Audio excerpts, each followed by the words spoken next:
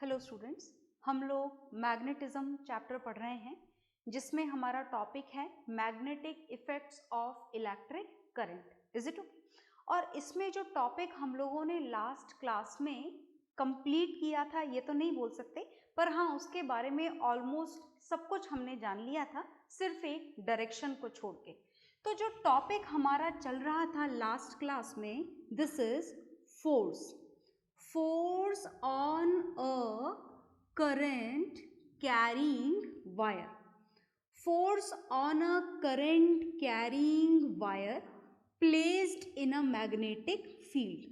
Placed in a magnetic field. ठीक है जी।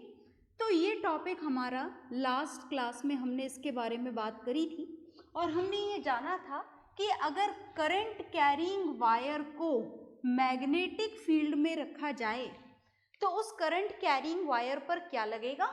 Force लगेगा। Is it okay? कौन से वायर पर? करंट कैरिंग वायर पर। और इसका कारण हमने क्या जाना था? इसका कारण हमने जाना था कि जो करंट कैरिंग वायर है उस करंट कैरिंग वायर की भी अपनी मैग्नेटिक फील्ड लाइंस होती हैं और आपने जो मैग्नेट रखे हुए हैं साइड में उसकी भी मैग्नेटिक फील्ड लाइंस होती हैं। तो इन दोनों मैग्नेटिक फील्ड लाइंस के आपस में इंटरसेक्शन के कारण उस करंट कैरिंग वायर पर क्या लग रहा था? फोर्स लग रहा था। और फोर्स के हमने दो फॉर्मूलेज जान लिए थे। कौन कौन से फॉर्मूले हमने जान लिए थे? फर्स्ट फॉर्मूला हमने जाना था BIL साइन थीटा और दूसरा फॉर्मूला आपने जाना था QVB sine theta. Is it okay? तो क्या दोनों फॉर्मूला के अंदर कोई डिफरेंस है? बिल्कुल डिफरेंस है। This formula is for current carrying wire. Is it okay? ये करंट कैरिंग वायर के लिए फॉर्मूला हमने पढ़ा था जिसमें आपने जाना था F is equal to BIL sine theta. और ये जो फॉर्मूला आप लोगों ने पढ़ा था, this is for a moving charge. When this moving charge entered into a magnetic field, then this force will be applied. Where this is the value of charge, this is the velocity of charge, and this B is the applied magnetic field. Theta की value आपको पता है। Theta यहाँ पर क्या है? यहाँ पर ये थीटा है मैग्नेटिक फील्ड और करंट के बीच का एंगल। यहाँ पर जो साइन थीटा है वो है चार्ज की वेलोसिटी और मैग्नेटिक फील्ड के बीच का एंगल। तो अगर इस थीटा की वैल्यू 0 डिग्री हो जाए, थीटा की वैल्यू, एंगल की वैल्यू अगर 0 डिग्री हो जाए या फिर इस एंगल की वैल्यू 180 डिग्री हो जाए, उन दोनों ही केसेस में इस फोर्स की वैल्यू क्या हो जाती है? 0 हो जाती है। That is the minimum value of force. और अगर इस थीटा की वैल्यू दोनों में से किसी भी केस में 90 डिग्री हो जाए, है ना, एंगल की वैल्यू अगर 90 डिग्री हो जाए तो साइन 90 की वैल्यू आपको कितनी मिलती है? 1 मिलती है। In that condition the force applied on a current carrying wire, या फिर आप ये बोलना चाहें force applied on a moving charge will be maximum. Is it okay? तो ये बात तो हमने जानी थी लगने वाले फोर्स के बारे में। और आज की क्लास में हमें क्या जानना है? आज की क्लास में हमें जानना है डायरेक्शन। किसकी direction? Direction of applied force. कि आखिर भाई वायर में अगर करंट फ्लो हो रहा है और वायर आपने मैग्नेट्स के बीच में रखा है तो ये बात तो कंफर्म है कि वायर पर फोर्स तो लगेगा ही सही। ये बात तो कंफर्म हो चुकी है। अब वायर पर फोर्स कौन सी डायरेक्शन में लगेगा, ये डायरेक्शन हमें आज की क्लास में जाननी है। और ये जो डायरेक्शन आपको जाननी है, this was given by the Fleming's left hand rule. Is it okay?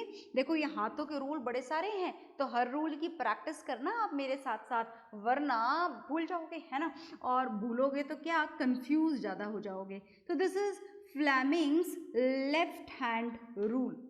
आप फ्लेमिंग्स लेफ्ट हैंड रूल से करंट कैरिंग वायर पर लगने वाले फोर्स की डायरेक्शन जानने वाले हो। तो चलो जानते हैं, और जानने से पहले हम वो डायग्राम बना लेते हैं, किकिंग वायर एक्सपेरिमेंट का डायग्राम। Is it okay? तो देखिएगा ध्यान से, ये हमने लिया था north pole of the magnet, बहुत ध्यान से देखिएगा, और ये हमने लिया south pole of the magnet, this is south pole and this is north pole, and they are in the form of U shaped magnet. कौन सी मैग्नेट आपने ली है? ये यू शेप्ड मैग्नेट आपने यहाँ पर ली है। अब देखिएगा ध्यान से, हमने इसे रखा यहाँ पर एक वुडन बोर्ड पर रख दिया। किस पर रख दिया? वुडन बोर्ड पर रख दिया। बहुत ध्यान से सुनते जाएंगे हर एक बात को। ये वुडन बोर्ड है, इज इट ओके? और इस वुडन बोर्ड में देखो एक ये गड्ढे की तरह एक शेप दे रखा है आपने, जहाँ पर आपको क्या भर देना था? जहां पर आपको भर देना था Hg। भूले तो नहीं ना? Hg का मतलब Hg is mercury and the only metal which is present in the liquid state. अब हमें यहाँ पर इस मर्क्यूरी के अंदर डिप करके रखना है वायर। ये वायर मैं ये भी एक साथ लिखने जा रही थी, ऐसे नहीं लिखना है, ऐसे लिखना है, ए यहाँ पर और बी यहाँ पर, और इसे है ना ऐसे हैंग करना है वायर को, इज इट ओके? लटका देना है इसके ऊपर, so that it can move forward, backward, right side, left side, movement आप इसका देख पाएं, क्योंकि जब आप मूवमेंट देख पाओगे तो ही तो डायरेक्शन जज कर पाओगे कि that is the direction in which the force is applied on this particular wire, right? तो ये आपने वायर यहाँ पे ए बी ले लिया था और आपको यहाँ पर कनेक्ट करनी थी बैटरी। ये आपने कनेक्ट कर दी बैटरी और ये आपने कनेक्ट कर दिया switch. This is the positive terminal, this is the negative terminal, और ये वायर जो है इसको यहाँ पर मर्क्यूरी के अंदर डिप करना है। Now the circuit is completed. जैसे ही स्विच ऑन होगा, ये positive terminal to negative terminal, ये करंट की डायरेक्शन आपको मिल जाएगी। ये करंट यहाँ से मर्क्यूरी में जाएगा और मर्क्यूरी से दोबारा इस वायर से होता हुआ और ये आपके सर्किट को कंप्लीट कर देगा। डायरेक्शन ऑफ करंट आपको भूलनी नहीं है, that always remain same, that is from positive terminal to negative terminal. तो वो डायरेक्शन यहाँ पर बना दी गई है। हमें इस रिमेनिंग वायर से कोई मतलब नहीं है। जो वायर हम कंसीडर कर रहे हैं, this is only A B wire. अब इस ए बी वायर में फोर्स लगेगा, ये बात तो हम लास्ट क्लास में बहुत अच्छी तरीके से समझ चुके थे और हम इस लगने वाले फोर्स के लिए फॉर्मूला भी जान चुके थे। This is BIL sine theta. इस BIL साइन थीटा से मतलब है आपको फिलहाल, इस QVB साइन थीटा से कोई मतलब नहीं है, तो हम इसको यहाँ से हटा देते हैं। और अब हम जानने जा रहे हैं इस वायर पर, इस वायर AB पर फोर्स की डायरेक्शन कौन सी होगी, ये जानने जा रहे हैं। That is a very important topic.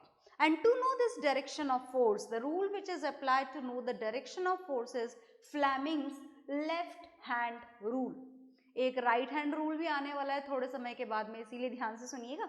तो हम फ्लेमिंग्स लेफ्ट हैंड रूल पढ़ने जा रहे हैं, मतलब लेफ्ट हैंड को काम में लेना है, राइट हैंड को नहीं। ये मेरा लेफ्ट हैंड है, आप अपना लेफ्ट हैंड काम में लेंगे, है ना? तो कैसे काम में लेंगे लेफ्ट हैंड को, वो देखिएगा ध्यान से। फ्लेमिंग्स लेफ्ट हैंड रूल को काम में लेने के लिए हमारे पास में ये लेफ्ट हैंड में 5 फिंगर्स होती हैं, इनमें से इन 2 फिंगर्स का कोई यूज नहीं है ना? समझ गए ना? मतलब ये 3 फिंगर्स काम की हैं, थंब, उसके पास वाली फिंगर जिसे 4 फिंगर बोलते हैं आप, और ये नेक्स्ट जिसे आप सेंट्रल फिंगर बोला करते हैं। तो इन तीनों फिंगर को आपको काम में लेना है और तीनों फिंगर को काम में लेने के लिए आपको इन तीनों फिंगर की पोजीशन ऐसे रखनी है 90 डिग्री एंगल पर। Is it okay? 90 degree angle पर, समझ गए ना? 90 डिग्री एंगल पर। क्लियर हुआ अच्छी तरीके से? देख लें हर तरीके से, ऐसे देख लें, ऐसे देख लें, ऐसे देख लें, और अपने फिंगर्स को भी एडजस्ट कर लें, सिर्फ देखें नहीं, डू समथिंग, कुछ करना भी है ना? तो ये लेफ्ट हैंड की फिंगर्स को इस तरीके से एडजस्ट करना है आपको कि हर 2 फिंगर के बीच में जो एंगल है that should be of 90 degree. देखो चेक करो, ये 90 डिग्री, ये 90 डिग्री, और इन दोनों के बीच में चेक करोगे तो भी 90 डिग्री। तो इस तरीके से आपको एडजस्ट करना है। तो आपने देखा कि हमें 3 फिंगर्स यूज करनी पड़ रही हैं, वो लिख रही हूं मैं यहाँ पर कौन कौन सी। एक तो हमें यूज करनी पड़ रही है 4 फिंगर, जो आपके थंब के पास वाली फिंगर होती है। Is it okay? और ये जो 4 फिंगर है, याद रखिएगा, ये 4 फिंगर फील्ड की डायरेक्शन को रिप्रेजेंट करती है। कौन से फील्ड की डायरेक्शन को? मैग्नेटिक फील्ड की डायरेक्शन को। F for four finger, F for field. दूसरी जो फिंगर आपको यूज करनी है, this is centre finger, is it okay? Central finger भी आप बोल सकते हैं। And this is for to denote the direction of current. ये किसके लिए होता है? करंट की डायरेक्शन को इंडिकेट करने के लिए होता है। Is it okay? तो देखिए बहुत आसान है याद रखना। F for four finger, F for field, C for central finger, C for current. और जो लास्ट आपको यूज करना है वो यूज करना है आपको आपका थंब। थंब यूज करना है, और ये जो थंब है ये किसको इंडिकेट करेगा? ये इंडिकेट करेगा आपके वायर पर लगने वाले फोर्स की डायरेक्शन को। किसको इंडिकेट करेगा? फोर्स की डायरेक्शन को इंडिकेट करेगा। ये बताएगा कि जो वायर AB है वो कौन सी डायरेक्शन में मोशन करेगा।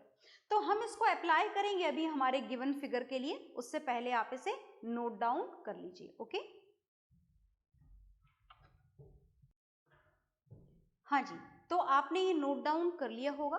और अब इस फ्लेमिंग्स लेफ्ट हैंड रूल की जो इंफॉर्मेशन हमने यहाँ पर लिखी है उसे हम हमारे किकिंग वायर एक्सपेरिमेंट में अप्लाई करने जा रहे हैं। तो आपको बहुत ज़्यादा ध्यान से सुनना है। Is it okay? तो चलिए तैयार हो जाइए सुनने के लिए, और साथ ही साथ में अपने आप Fleming's left hand rule apply करने के लिए, है ना? तो बहुत ध्यान से देखिएगा। फ्लेमिंग्स लेफ्ट हैंड रूल, गलती से कहीं राइट हैंड काम में मत लेना। रूल अलग हो जाएगा, काम अलग हो जाएगा, डायरेक्शन उल्टी मिल जाएंगी आपको। Is it okay? तो लेफ्ट हैंड का मतलब लेफ्ट हैंड ही काम में लेना है, और ये 3 फिंगर्स काम में लेनी है। अब आपको सब कुछ पता है। ये C फॉर सेंट्रल फिंगर है, मतलब करंट की डायरेक्शन। ये F फॉर फोर फिंगर है, ये फील्ड की डायरेक्शन। और ये थंब है which shows the direction of force. Is it okay? ये देखो मैं आपके सामने लिखती हूँ, शायद आपको दिखाई दे जाए। ये F for four finger, F for field, C for central finger, C for current, and thumb will give you the direction of motion. You also write it with a pen on your fingers. लिख लो फटाफट से, कल सुबह तक आपके हाथों में रहेगा तो बार बार आपको याद आता रहेगा। Is it okay? तो ये देखो मैंने लिख लिया है for no confusion. F for four finger, F for field, C for central finger, C for current, and this is motion, M, motion of the wire, direction of force. Is it okay? तो चलिए हम इसको apply करने जा रहे हैं wire AB के लिए, है ना? करें अप्लाई, चलिए अप्लाई करते हैं।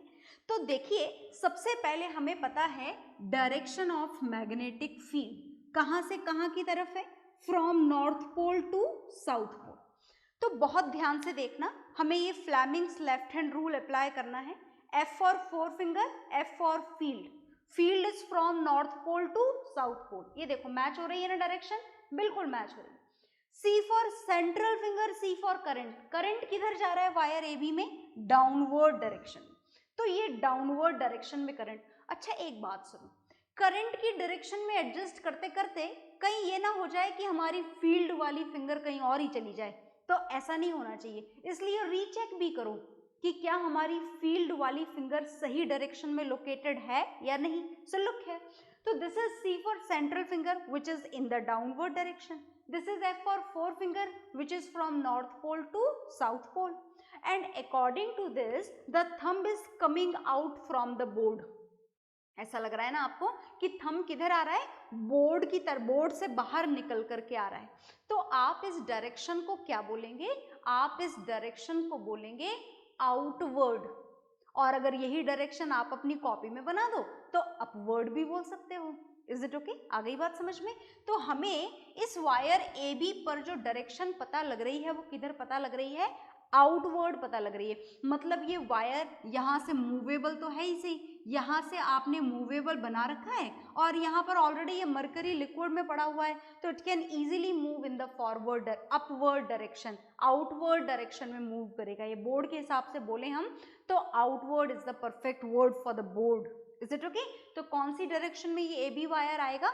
आउटवर्ड डायरेक्शन में। तो वायर AB पर फोर्स किधर लगेगा, हम कहाँ लिखें, ये फोर्स, और वायर AB पर फोर्स कौन सी डायरेक्शन में लग रहा है, फ्लेमिंग्स लेफ्ट हैंड रूल के अकॉर्डिंग वायर AB पर फोर्स लग रहा है आउटवर्ड डायरेक्शन में।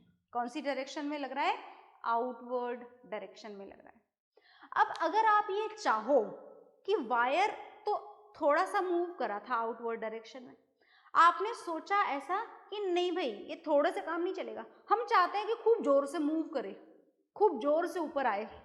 जैसे अगर आप मेरे हाथ को वायर मान ले, तो जैसे पहले इतना सा मूव करा, आपने सोचा कि नहीं इतना नहीं, ज़्यादा मूव करवाना है, मतलब आप चाहते हो कि ऐसे ज़्यादा मूव करे वायर, तो you have to increase the value of applied force on the wire. आपको फोर्स की वैल्यू क्या बढ़ानी करनी पड़ेगी, बढ़ानी पड़ेगी। और अगर आपको फोर्स की वैल्यू बढ़ानी है तो आप क्या क्या कर सकते हो, उसके लिए आपके पास में फोर्स का फॉर्मूला है। अगर आप वायर पर लगने वाले फोर्स की वैल्यू को इंक्रीज करना चाहते हो, वायर के मूवमेंट को बढ़ाना चाहते हो, for that what has to be done, for that value of magnetic field, value of current, length of wire, they all should be increased. इन सब की वैल्यू क्या होनी चाहिए, बढ़नी चाहिए। आप इसको इंक्रीज करोगे तो भी फोर्स बढ़ेगा, वायर का मूवमेंट बढ़ेगा। वायर में फ्लोइंग करंट इंक्रीज करोगे तो भी फोर्स इंक्रीज होगा। वायर की लेंथ इंक्रीज करोगे तो भी फोर्स इंक्रीज होगा। Is it okay? पर अगर बात हमें साइन थीटा की करें तो this is already maximum in this case, ये ऑलरेडी मैक्सिमम है, क्योंकि यहाँ पर मैग्नेटिक फील्ड और करंट के बीच का एंगल कितना है, 90 डिग्री, और साइन थीटा की मैक्सिमम वैल्यू इससे ज़्यादा नहीं हो सकती। साइन थीटा की मैक्सिमम वैल्यू क्या होती है, 1, और वो कब होती है, व्हेन थीटा इज 90 डिग्री। और इसका मतलब कि इस केस में लगने वाला फोर्स भी कैसा होगा, मैक्सिमम। आ गई बात समझ में? तो आप इस बात को ऑलरेडी नोट डाउन कर चुके हैं, तो मैं बस ये डायरेक्शन और नोट डाउन कर लें, ए बी पर आउटवर्ड लगेगा। अच्छा, अब अगर आप चाहो कि अभी तो ए बी ऐसे आगे आ रहा है, आप चाहो कि नहीं भाई हम तो चाहते हैं कि ए बी पीछे जाए, इज इट ओके? तो उसके लिए आपको सिर्फ एक छोटा सा काम करना पड़ेगा, that can be done by reversing the direction of battery. अभी ए बी में डाउनवर्ड करंट आ रहा है तो फोर्स आउटवर्ड लग रहा है, अगर इसी ए बी में अपवर्ड करंट जाता तो फोर्स इनवर्ड लगता है ना। आप अप्लाई करके देख लीजिए। फिलहाल इस आउटवर्ड डायरेक्शन को नोट डाउन कर लीजिए और इसके बाद में हम चलेंगे थोड़ा आगे। ओके,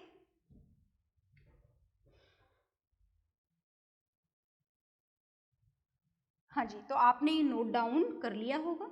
और अब इसको नोट डाउन करने के बाद में जो टॉपिक हमें पढ़ना है उसका इंट्रोडक्शन तो हम आज की क्लास में जान लेते हैं, और फिर उसको फुल डिटेल में हम लोग नेक्स्ट क्लास में जानेंगे। तो थोड़ा सा इंट्रोडक्शन तो हम गेन कर लेते हैं आज की क्लास में, ताकि नेक्स्ट क्लास में आपको वो टॉपिक बहुत बढ़िया तरीके से समझ में आए। तो जो टॉपिक हम पढ़ने जा रहे हैं this is very important, concept के हिसाब से भी बहुत इम्पॉर्टेंट है और थ्योरी के हिसाब से भी बहुत इम्पॉर्टेंट है और आपकी डेली लाइफ में भी बहुत इम्पॉर्टेंट है। तो क्या आपने जज करा कि हम क्या पढ़ने जा रहे हैं? हम पढ़ने जा रहे हैं इलेक्ट्रिक मोटर। हम क्या पढ़ने जा रहे हैं? हम पढ़ने जा रहे हैं इलेक्ट्रिक मोटर। अच्छा, क्या आप मोटर इस वर्ड को सुनकर के कुछ आया आपके दिमाग में? इलेक्ट्रिक मोटर का मतलब समझे आप? इलेक्ट्रिक मोटर का क्या मतलब होता है? इलेक्ट्रिक मोटर का मतलब होता है a particular electrical appliance which changes electrical energy, which changes electrical energy into mechanical energy, उसे आप बोलते हैं इलेक्ट्रिकल मोटर। दोबारा से समझाती हूँ मैं आपको, ये तो सिर्फ हमने जाना है, समझा नहीं है। Is it okay? सिर्फ जानकर लिख लिया है, तो समझते हैं चलिए।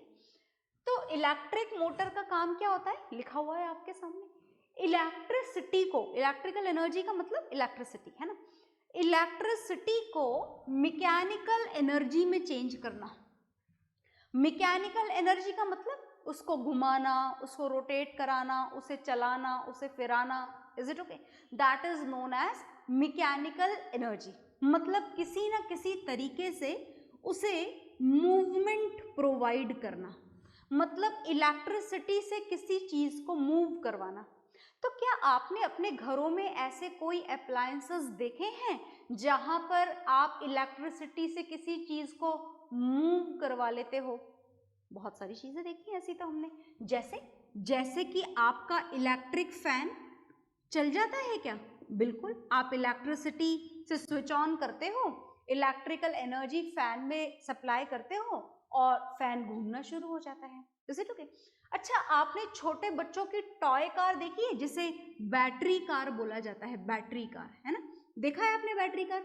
बिल्कुल देखा है, चलाया भी होगा, और आई होप कि अब आप उन बैटरी कार को नहीं चलाते होंगे, है ना? तो ये जो बैटरी कार होती है उसमें बैटरीज लगी हुई होती हैं। Is it okay? और बैटरी से उस कार को क्या मिल रही होती है? Electrical energy. And with the help of that electrical energy it start moving, ये मूवमेंट शुरू कर देती है। ऐसा ही होता है? बिल्कुल ऐसा ही होता है। अच्छा, आपके घरों का वो मिक्सर, ग्राइंडर पता है ना आपको? बिल्कुल पता है। क्या उसमें भी मोटर होती है? बिल्कुल उसमें भी मोटर होती है। इलेक्ट्रिसिटी से चलते हैं और चलकर गोल गोल उसकी ब्लेड घूमती है, और घूम करके आपको उसमें जो भी ग्राइंड करना हो, मिक्स करना हो, वो घूम घूम कर कटता जाता है और मिक्स होता जाता है और ग्राइंड होता जाता है। So these are the appliances where electric motor is used, where electricity, electrical energy is used to move something. आ गई बात समझ में? तो ये है इलेक्ट्रिक मोटर, जिसको आपको फुल डिटेल में पढ़ना है। तो थोड़ी बहुत जानकारी हमने यहाँ पर जान ली है इलेक्ट्रिकल एनर्जी के बारे में, आप इसे लिख लें। ओके, हाँ जी। तो इसके ये एग्जाम्पल्स आपने लिख लिए होंगे, और ये मूवमेंट करता है ये आपने जान ही लिया है।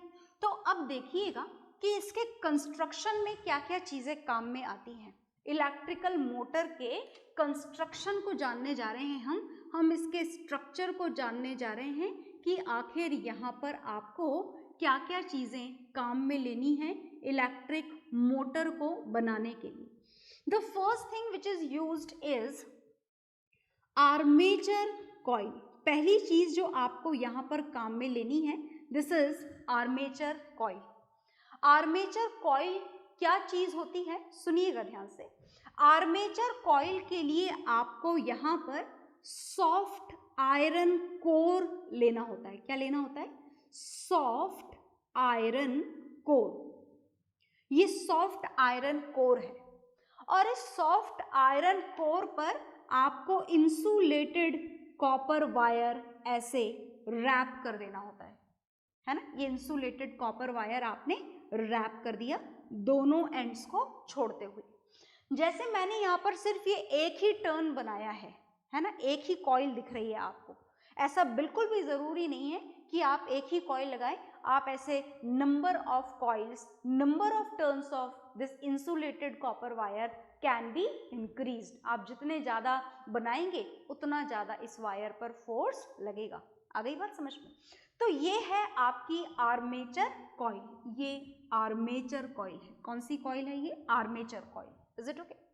दूसरी चीज जो आपको यहां पर काम में लेनी है, ध्यान से देखिएगा, ये आपको यूज करनी है स्ट्रॉन्ग मैग्नेट। स्ट्रॉन्ग मैग्नेट से आपको मिलेगा स्ट्रॉन्ग मैग्नेटिक फील्ड। तो for the strong magnetic field north pole and south pole has to be used. और नॉर्थ पोल और साउथ पोल इस तरीके से होने चाहिए कि उनके बीच में आपकी आर्मेचर कॉइल बिल्कुल फिट हो जाए, so that in this particular area which is there in between north pole and south pole a uniform magnetic field is obtained। कैसा मैग्नेटिक फील्ड मिलना चाहिए आपको? इस पूरे रीजन के अंदर uniform magnetic field should be obtained so that the working and functioning of this motor will be easier. Is it okay? तीसरी चीज जो आपको काम में लेनी है वो है, ध्यान से देखिएगा, ये जो थर्ड है, this is very important and even for your exams also this is very important as it is a very common question every time it comes in the exams. This is split ring commutator. क्या काम में लेना है आपको? आपको काम में लेना है split ring commutator. Look here very carefully, this is very important part. Split ring commutator. अब स्प्लिट रिंग कम्यूटेटर का मतलब हम क्या समझें? बात ऐसी है जी कि आपको एक रिंग लेनी है. ये रिंग आपने ली, नॉर्मली कॉपर की सिलेंड्रिकल जैसी रिंग आपको ये दिखाई दे रही है, बिल्कुल जैसी दिखाई दे रही है वैसी ही है. इसको आपको ऐसे बीच में से इसकी एक्सिस के अलोंग दो टुकड़ों में काट देना है. मतलब आधी सिलेंड्रिकल रिंग इस साइड और आधी सिलेंड्रिकल रिंग इस साइड. किस साइड? इधर देखिए, ये हमें सिलेंड्रिकल रिंग यहाँ पर लगा देनी है. ये सिलेंड्रिकल रिंग हमने लगा दी है यहाँ पर. ये हमने सिलेंड्रिकल रिंग यहाँ पर लगा दी, आधी इस साइड और आधी इस साइड. समझ गए ना ये चीज क्या है? ऐसा ऐसा बना देना है आपको.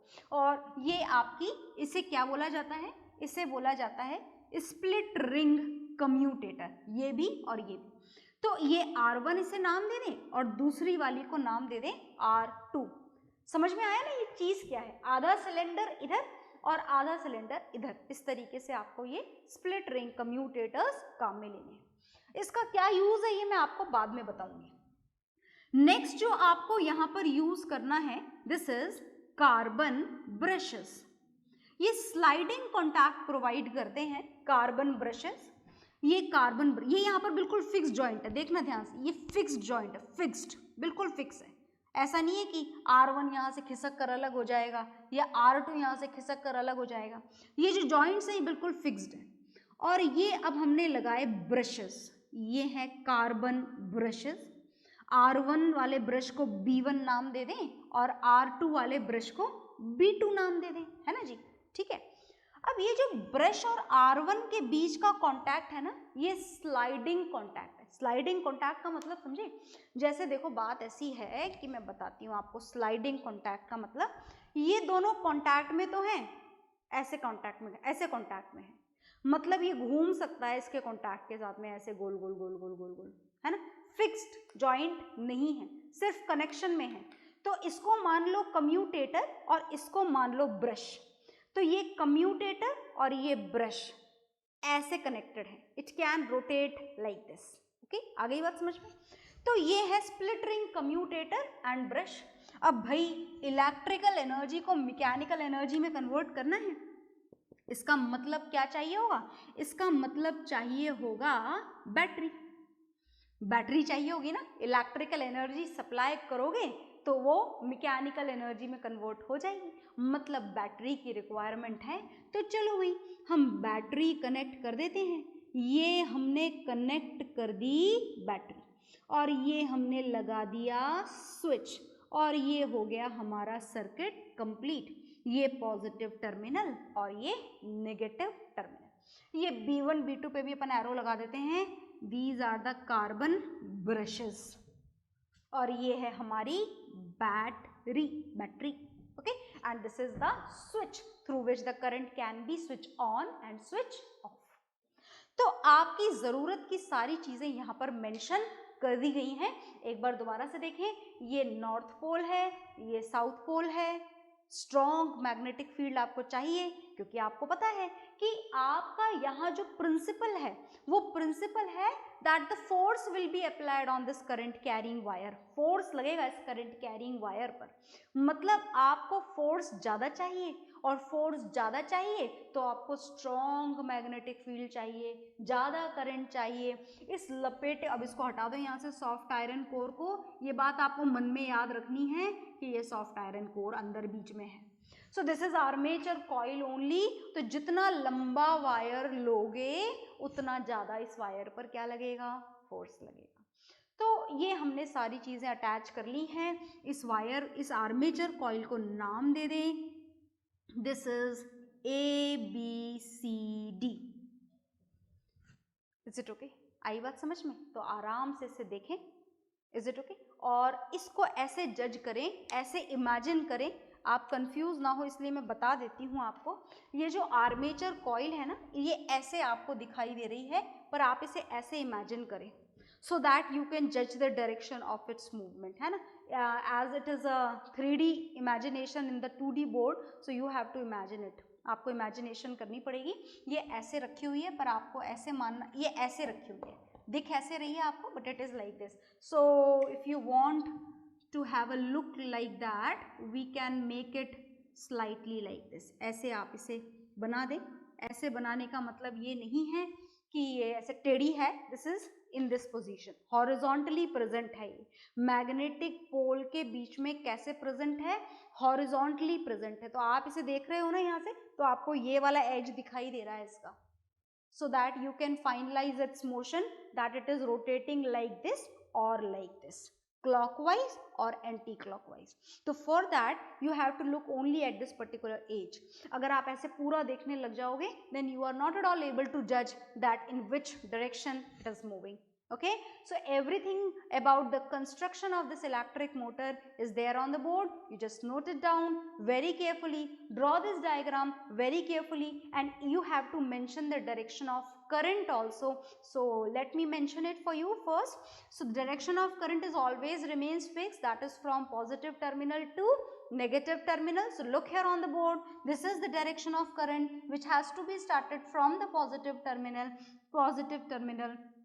पॉजिटिव टर्मिनल, यहाँ से गया ब्रश B1 में, these are the carbon brushes, is it okay? This is the split ring commutator, यहाँ जाएगा, कॉपर का बना हुआ है ये, और यहाँ से इधर जाएगा करंट। ये वाला जॉइंट फिक्स्ड है वायर और स्प्लिट रिंग कम्यूटेटर का, ये वाला जॉइंट स्लाइडिंग है, मैं मेंशन भी कर देती हूँ उसे, this is a sliding joint, ये स्लाइडिंग जॉइंट है, परमानेंट जॉइंट नहीं है। और ये वाला जो जॉइंट है वायर और कम्यूटेटर का, this is a fixed joint, and same thing present here also, this is a fixed joint and this is a sliding joint. Okay, so the current will move like this, like this, like this, like this, like this, and here and here and here and here. So this is the direction of current. So draw it well in your copies. Draw करना ही है आपको, perfectly draw करना है, बिल्कुल आराम से, अच्छी तरीके से। ओके,